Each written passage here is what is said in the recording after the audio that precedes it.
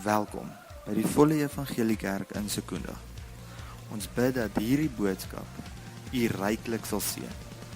Vir meer inligting, besoek ons webwerf by www.nader.co.za. Geniet hierdie boodskap. Ek praat baie duidelik vanoggend met myself. Okay, hierdie woord is vir my. Want ek praat hier binne. My ore. Julle weet hoe dit voel as jy met jouself praat, nie? Okay, ek is reg, Here, praat, ek luister. Jy weet, ek hoor baie mooi. Ek is super opgewonde oor dit wat gister in Suid-Afrika gebeur het.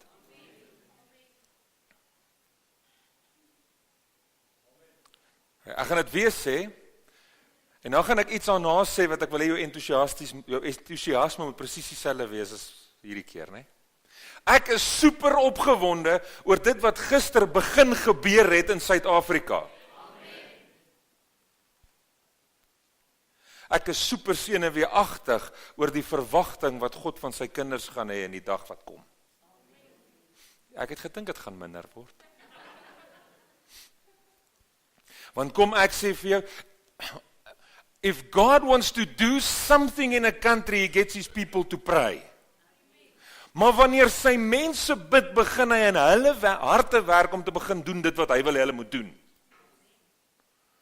En ek het dit geniet gisteraand, toe ek by die huis kom, na ons gebedstyd, wat ons as 'n dorp saamgekom het, en ek begin 'n bietjie kyk wat mense sê, en ek sien hier en daar 'n videoetjie van wat in Bloemfontein gebeur het, en ek sien in Bloemfontein het daar niks anders gebeur as God het mense uitgedaag om op te staan vir wie hulle sê hulle is, en dat ons begin dit wees wat God sê ons sal wees, en ons moet wees nie. Ek is opgewonde. En my verwagting is dat ons die effek van dit wat gister begin gebeur het sal sien in kerke. Dat mense wat bietjie een keer in 'n jaar weer na iets toe gegaan het wat geestelik was, waar die mense met vuur van daar af teruggekom het en begin betrokke raak in gemeentes. Want kan ek net vir jou sê, in hierdie laaste dae het God 'n plan. Sy plan begin hier in sy kerk. Dis hoekom die kerk hier is. Dis die era, die tyd vir God om deur sy kerk te werk. Ek en jy is deel daarvan.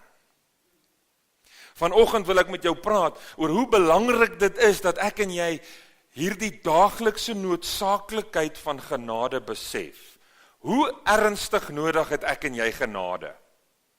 Op 'n daaglikse basis. En as ek vanoggend sê, ek is opgewonde wat besig is om te gebeur, maar ek is so bietjie senuweeagtig oor wat gaan moet gebeur in die toekoms, en God het nie, ons het nie gister gebid dat die Here alles moet kom uitsort, en nou kan ons agteroor sit en wag dat dit gebeur nie. Dit wat gister gebeur het, is God is net besig om die kerk weer wakker te maak, sodat ons kan doen dit wat hy nog altyd wou gehad het ons moet doen. Dis wat gebeur het gister. So die verwagting vir wat ek moet doen word nou 'n bietjie groter. Vanoggend wil ek met jou gesels oor die wonderlike nuus dat ek dit nie in my krag hoef te doen nie, maar in sy krag. Ek weet nie wie van julle, hier's nou ouens met kwalifikasies en kwalifikasies en kwalifikasies. Jy weet, party ouens se mure is vol dinge, nê, vol briefietjies en goetertjies geplak en geals. Ek het vir pastoor Delien gevra, sy moet asseblief haar diploma huis toe vat en hom daar ophang, nie by die kerkkantoor nie, want haar diploma het 'n klomp sterretjies op agter die vakke en myne nie. Okay? So, sterretjies, dis maar net daai ding wat hulle doen in graad 1 ook as die kind soet is, dan gee hulle 'n sterretjie, né? By Bybelskool sit hulle hom net daar want hulle wil hom nie hier plak nie, want jy's mos nie, ek spot net. Jy weet, dis sekerlik. As jy nou 'n baie goeie punte gekry het, nou het ek onderskeiding gekry het, né? So, ek dink ek het 1 sterretjie iewers daar. Maar kwalifikasie. Julle ouens wat by Sasol werk of wat by Sasol of in die industrie is wat ons hier het, weet dat by Sasol is dit baie moeilik om 'n werk te doen as jy nie 'n backup het nie, né? Jy kan nie die werk doen sonder dat jy nie die kwalifikasie het nie. Dis baie belangrik, né? Baie belangrik. Jy kan die beste werknemer wees wat daar is, maar jy gaan nooit die ingenieur se pos kry as jy nie die ingenieur se kwalifikasie het nie. Kwalifikasies is belangrik. 'n Tandarts. Wie van julle sal na 'n tandarts toe gaan wat sy kwalifikasie gekoop het? Ek het nie so gedink nie. Ja. Wie van julle sal na 'n dokter toe gaan wat sy kwalifikasie afgerol het? Sy naam iemand anders se naam uitgetip het en syne daar ingeskryf het. Veeartse, rekenmeesters, onderwysers, is almal mense met kwalifikasies. Al hierdie mense het hulle self in hulle veld gekwalifiseer en daarom doen hulle wat hulle vandag doen. Nou wanneer ek oor kwalifikasies praat, dan dink ek dadelik aan die verhaal van Jesus, wat by die see loop en 4 manne roep om hom te volg.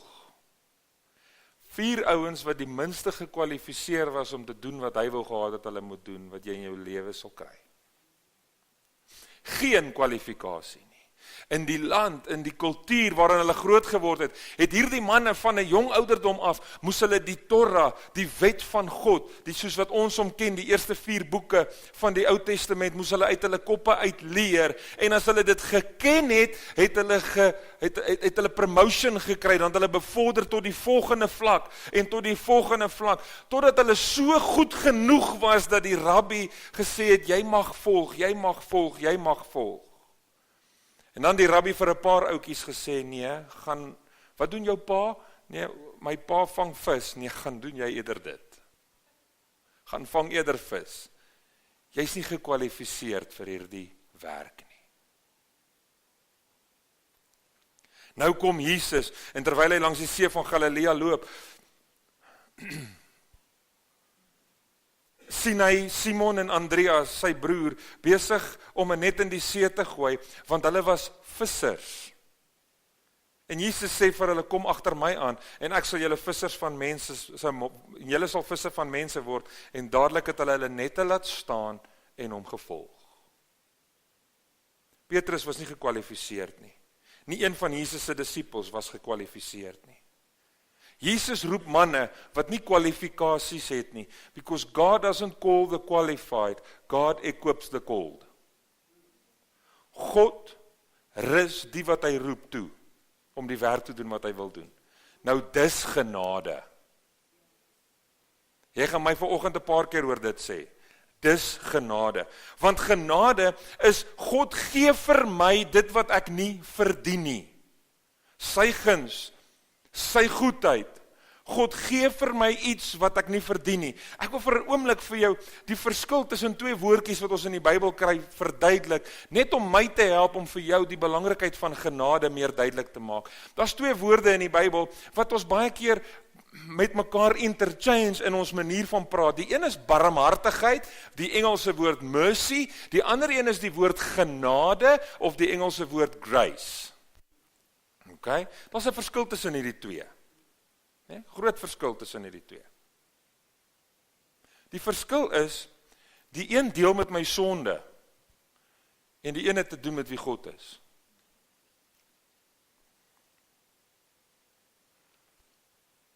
Johan, kom gou hier na my toe, asseblief. Daai Johan. Daai een, ja, jy. Nou, ek het bietjie met Marlene gepraat in die week, en ek het gehoor, as hier en daar 'n dingetjie waaroor ek jou moet uitsort. Soek jy lankal 'n pak slaag.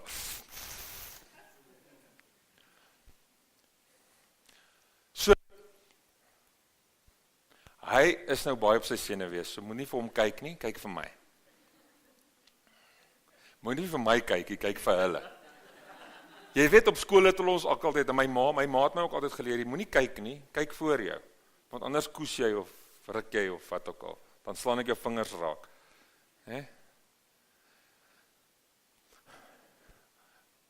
Johan het sê nou maar, droog gemaak in hierdie week. Nou moet hy gestraf word, dis hoekom hierdie sambokkie is. Hy moet nou pak slaag kry, straf kry vir die fout wat hy gemaak het, of die sonde wat hy gedoen het. Barmhartigheid, die barmhartigheid van God, vat die straf weg. Jy kry nie wat jy verdien nie. Jy verdien pak slaag, maar jy gaan nie dit kry nie. Want Jesus het my en jou pak slaag op hom geneem. Die straf wat na ons toe aangekom het, het hy op hom geneem. Genade gee vir my wat ek nie verdien nie. Julle moet mooi hoor. Barmhartigheid gee nie vir my wat ek verdien nie. Ek verdien pak, maar barmhartigheid vat dit weg. Genade gee vir my wat ek nie verdien nie. Genade sê, ek het 'n amazing plan vir jou lewe. Hier's vir jou vitamines, sodat jy vol energie sal bly. Hier's vir jou 'n liggie, sodat jy nie sal val. Jy verdien niks van hierdie goed. Jy het eintlik droog gemaak. Ek gee nie vir jou 'n liggie omdat jy die beste flitsoperator is nie. Ek gee vir jou liggie omdat jy hom nodig het. Hier's vir jou vuurhoutjies, sodat jy vuur kan maak as jou vrou stadig is. Laat ons sê, hier's vir jou vuurhoutjies, sodat jy kan aan die brand wees. Al is dit moeilik partykeer met omstandighede. Hier's vir jou 'n wapen waarmee jy grondgebied kan inneem. Hier's vir jou 'n gawe waarmee jy 'n verskil kan maak in iemand se lewe. Hier's vir jou 'n charger as jou batterye pap is. Hier's vir jou sleutels wat vir jou deure oopsluit. Hier's vir jou water, nee dis myne, wanneer jy dors word. Hier's vir jou sonblok wanneer jy vir beskerming, sit dit nou maar in voor jou hande vol is. Dankie hoor, kom ons sit. Genade gee vir my al hierdie goed, al verdien ek dit nie. Kan ek dit vir jou sê, jy verdien nie God se goedheid nie. As dit oor verdienste gegaan het, het ons almal 'n probleem.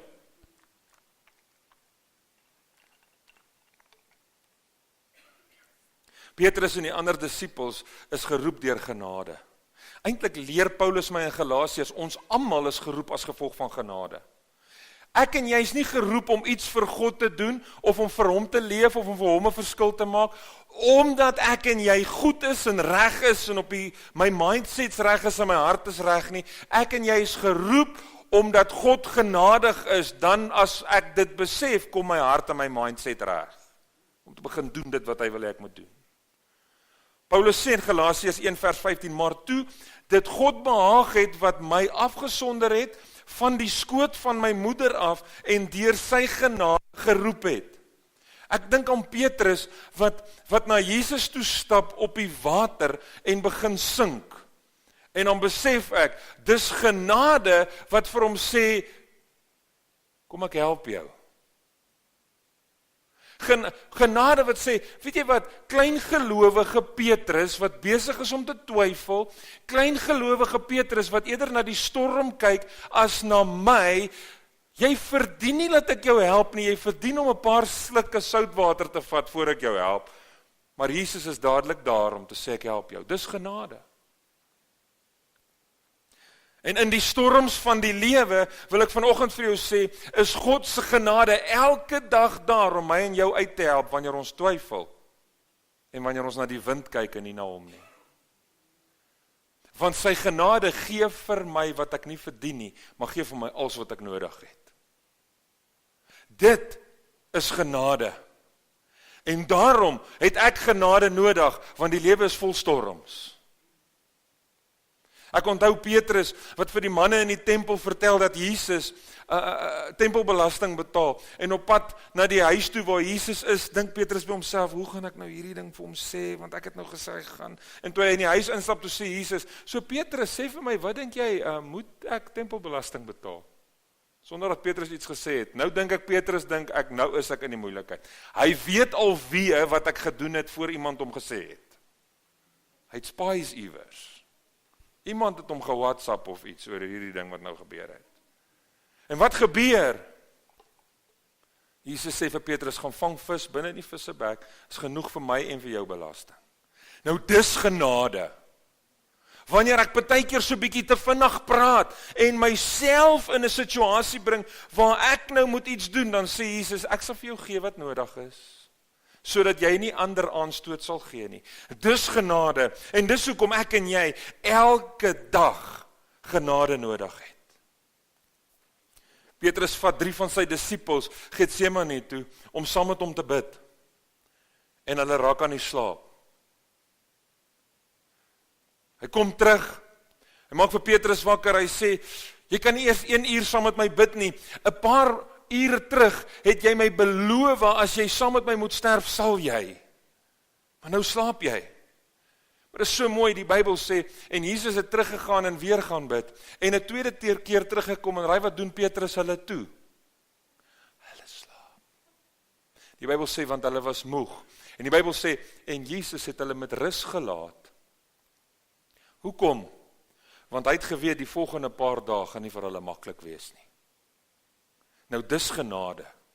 Genade wat sê, jy verdien dit nie om te rus nie, maar ek gaan vir jou rus gee, want ek weet, ek gaan môre en oormôre van jou iets verwag, wat vir jou gaan swaar wees.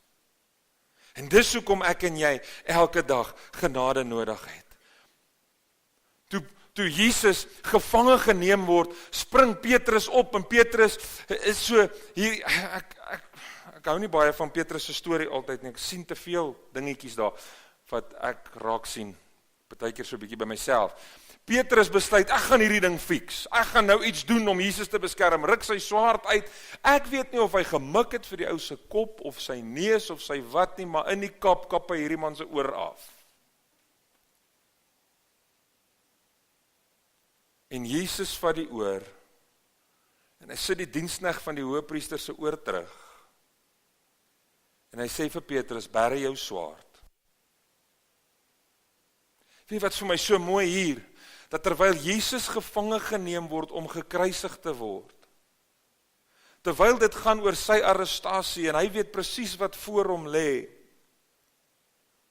maar eers maak hy een van die ouens wat gekom het om hom te arresteer, se oor gesond. En Jesus uiter hierdie woorde in hierdie verhaal, hy sê, bære jou swaard, sodat kan vervul word wat in die skrif staan, ek het nie een van die wat u aan my gegee het verloor nie. Vir wie se onthalwe het Jesus hierdie Malkus, dis die man wie se oor afgekap is, se oor gesond gemaak? Ja, vir syne, maar meer as dit vir Petrus se onthalwe, sodat Petrus nie in die moeilikheid moet kom nie.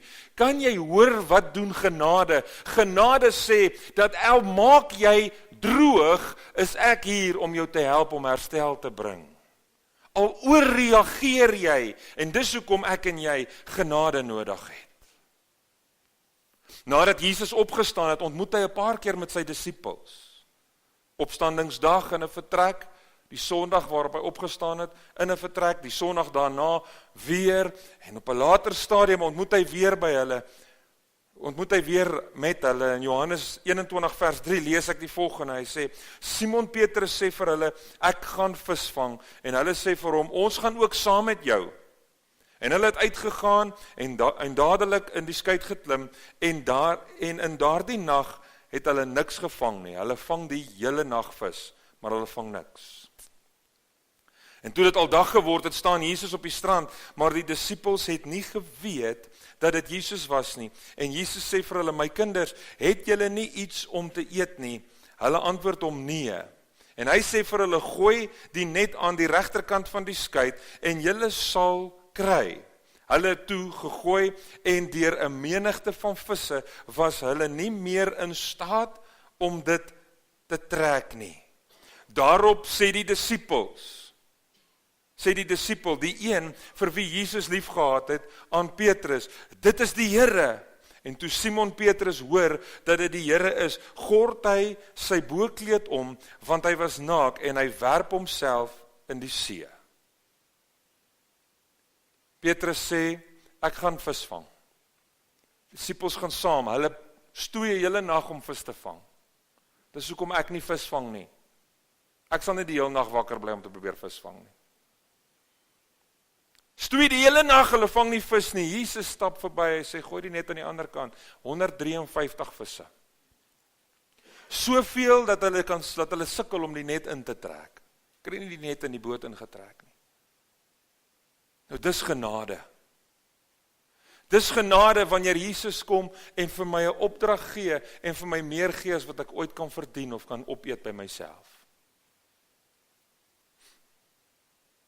Hulle het aan land gekom, Jesus het gevra as daar iets om te eet. Die Bybel sê in vers 11, Simon Petrus het in die skei geklim en die net oor die land getrek, vol groot visse.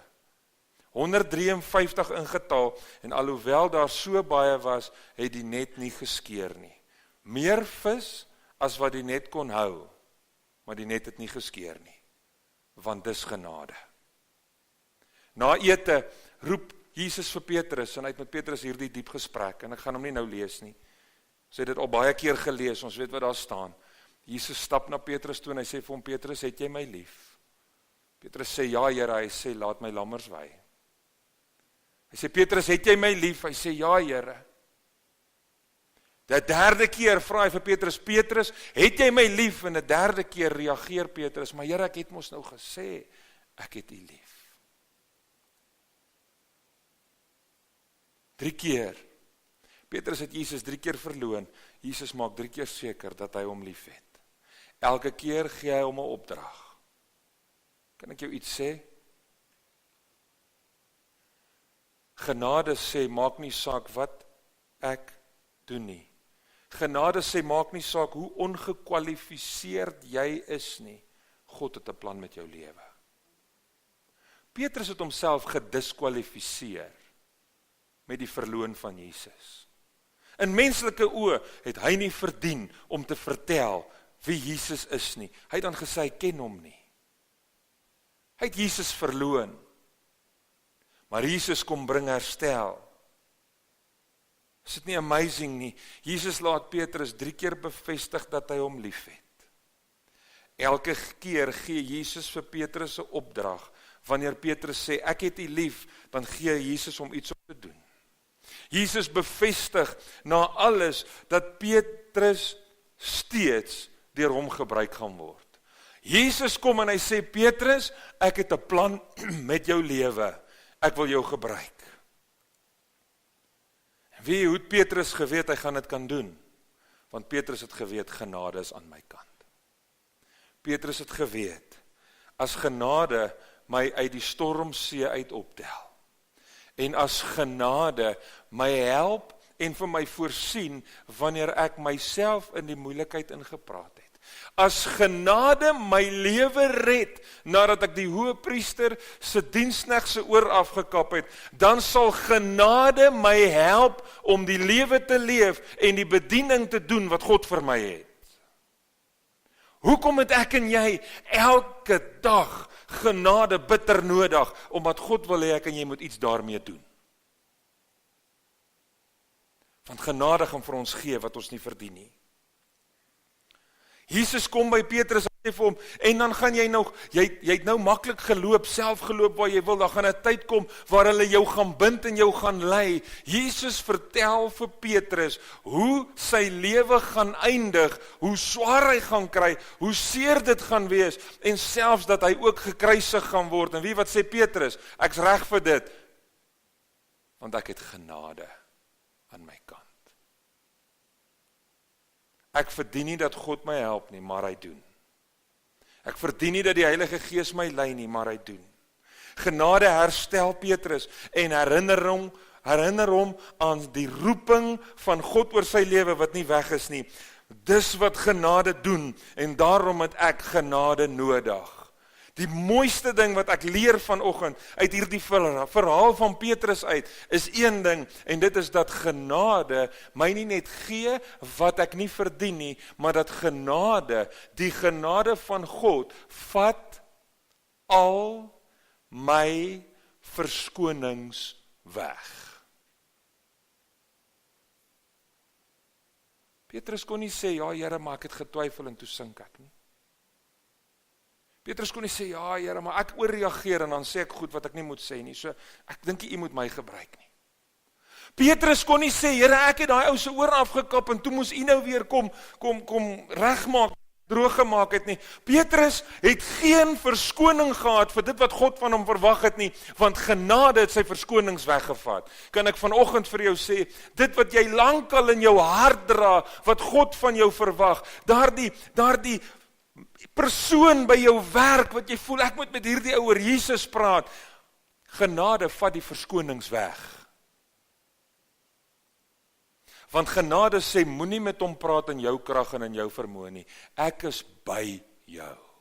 Om jou die woorde te gee wat jy moet sê, om jou te lei, om jou die raad te gee, om naby jou te wees. Genade sê, ek gee jou alles wat jy nodig het, al verdien jy dit nie, om die plan en die wil van God vir jou lewe te leef. Het ek en jy verskonings? Genade vat dit weg. Die disippels was nie gekwalifiseerd nie, maar hulle was geroep. Jy is ook. Al twyfel ek en jy van partykeer in die storms van die lewe, het ons geen verskoning om die storm te blameer, dat ons nie doen en volg waar Jesus op water loop nie, want genade sê, jy sal saam kan loop. Al het ek nodig om belasting te betaal, en voel ek druk van alle kante af, wil ek vanoggend vir jou sê, is dit nie 'n verskoning nie. Want genade gee vir my dit wat ek nodig het. Al doen jy skade, of al het jy iewers skade gedoen, genade bring herstel. Terwyl ek dit sê, wil ek iets met jou deel wat die Heilige Gees op my hart lê, en dis dalk vir iemand of vir baie mense. Dis verseker vir iemand. Iewers het daar in jou lewe 'n moment gebeur waar daar met, of dit nou familie of goeie vriende was, iets gebeur het wat skade gebring het aan die verhouding. En nou is daar hier die afstand tussen julle. Maar steeds is jou hart gevul met 'n begeerte en 'n bekommernis vir hierdie mense om 'n ontmoeting met jou Jesus te hê. Vanoggend wil ek vir jou sê, hierdie is 'n woord vir jou, genade vat jou verskoning van die seer wat jy iemand gemaak het weg. Want genade sal jou die vermoë gee om weer met hulle te praat oor Jesus. Ja, Here, maar ek het soveel skade gedoen. Ek dink nie, jy moet iemand anders gebruik. Nee, God wil jou gebruik, want Jesus sit ore wat afgekap is terug. Dit voel dalk vir jou iewers het iets gebeur, en hierdie mense het jou, daar was hierdie kopstamp wat gebeur het, en goed wat jy gesê het dalk mense se ore afgekap, en nou lyk dit asof hulle doof deur die lewe gaan. Die Heilige Gees sê vanoggend vir jou, vertrou my om ore terug te sit, want genade sê, ek wil jou gebruik, en ek kan jou gebruik, want dit het niks met jou vermoë te doen nie. Wie wat al het ek en jy hom verloon, al het ek en jy iewers op 'n plek druk ervaar en iets gedoen of iets gesê, waar die duiwel teen my gebruik en sê, ja, jy sê jy dien die Here, maar jy doen nie regtig nie, wil ek vanoggend vir jou kom sê, genade bring herstel, want die roeping en die genadegawes van God, sê die Bybel, is onberoulik. God wil jou gebruik. Dit het nog nooit oor my en jou persoonlikheid of ons vermoë gegaan nie. Dit het nog altyd gegaan oor wie hy is. Wie hy is en wat hy in en deur my wil doen. Die duiwel gebruik my stormoomblikke waarin ek gesink en getwyfel het. Die duiwel gebruik my oomblikke waarin druk op my lewe geplaas is en ek nie geweet het wat om te doen of hoe om te voorsien nie. Die duiwel gebruik baie keer die skade wat ek aan iemand gedoen het om my stil te kry, om my te laat onttrek. Ek hou van daai vers wat pastoor Delien vanoggend gelees het aan die begin van die diens, waar sy gesê het, stop your procrastination, né? Was dit is min of meer die Engelse woord julle weet, né? Hoe gaan hy? Procrastination.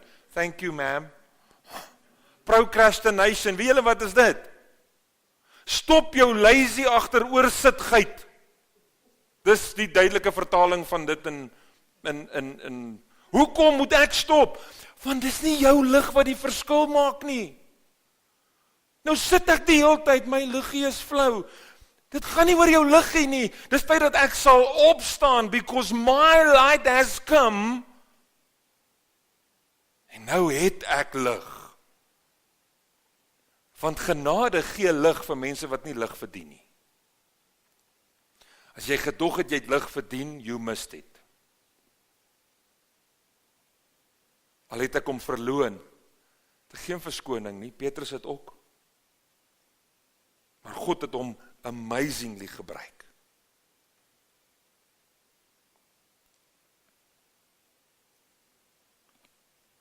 Hy kom by Jesus, nadat Jesus met hom hierdie hele gesprek gehad het, hy sê, nou stap hy en Jesus so eentjie, nadat hulle gepraat het oor, het jy my lief, en wat nou met Petrus gaan gebeur, en hoe sy lewe gaan eindig, en hy gaan gekruisig word, en hy hoor seker maar iets, en hy kyk so om, en hier kom Johannes aan, en ek begin al hoe meer dink, Petrus was baie lief vir Jesus, maar sy liefde vir Johannes was so bietjie minder.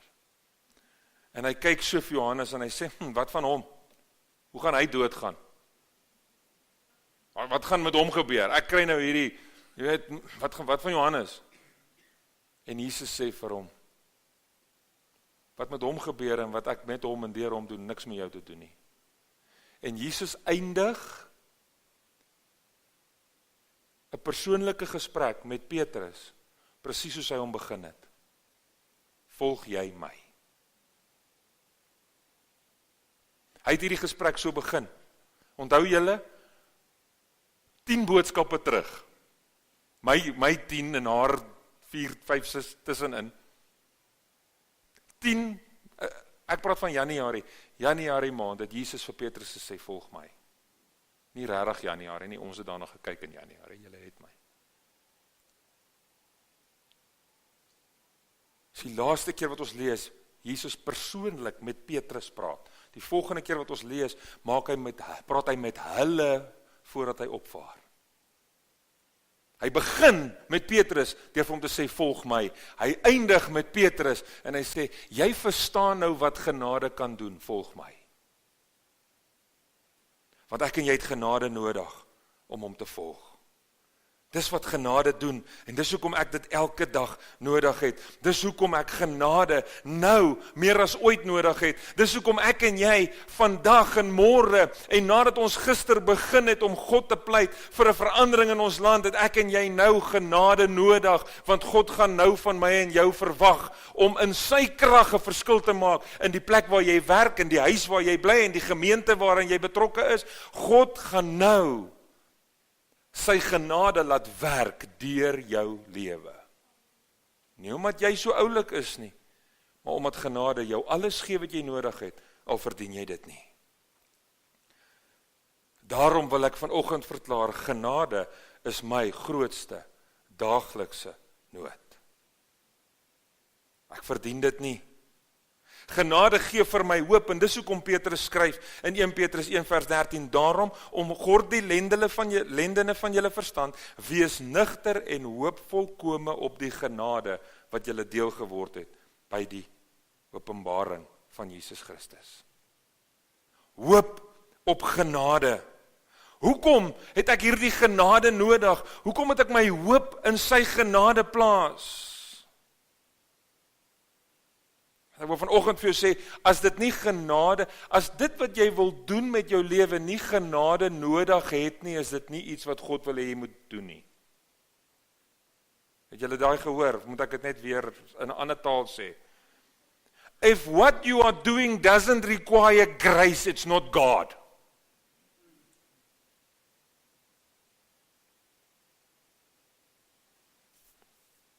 Want genade gee my die vermoë om anders te leef. Hoor hoe mooi sê hy. Nadat hy gesê het, hoop op die genade, sê hy in vers 14 van 1 Petrus hoofstuk 1, hy sê, soos gehoorsame kinders moet julle julle lewe inrig volgens die begeerlikhede wat tevore in julle onwetendheid bestaan het nie, maar soos hy wat julle geroep het heilig is, moet julle in julle lewenswandel heilig wees. Live as children of God, who hope wholly and unchangeably on the grace, the divine favor of the revelation of Jesus Christ. Live as children of obedience to God. Genade gee my die vermoë om elke dag te kies. Om God te gehoorsaam of my eie begeertes. Hy sê, do not conform yourselves to the evil desires that govern you in your former ignorance, when you did not know the requirements of the gospel, but as the one who called you is holy, you yourself also be holy in all your conduct and your manner of living. Moet asseblief nie in jou eie vermoë probeer om hierdie standaard van lewe te leef nie. Ek en jy het genade bitter nodig. Want dis 'n mandjie vol gereed om te leef soos wat God wil hê ek moet leef. Besef elke dag hoe nodig ek en jy genade het. Want God se genade, wat in alle oorvloed in ons lewens uitgegiet word, gee vir my en jou die vermoë om in alle opsigte volop te kan hê en oorvloedig te kan wees tot elke goeie werk. God se genade bemagtig ons om nee te sê vir die wêreld en ja te sê vir God. Titus 2 vers 11, want die reddende genade van God het aan alle mense verskyn en leer ons om die goddeloosheid en wêreldse begeertes te verloon, om ingetoe en regverdig en vroom in hierdie teenwoordige wêreld te lewe. Hoor hier, grace teaches us to reject ungodliness and worldly immoral desires, and it teaches us to live a sensible, upright, and godly life. Lives with a purpose that reflects spiritual maturity. Dis wat genade doen. En daarom het ek elke dag sy genade nodig. If I ever needed grace, it's now.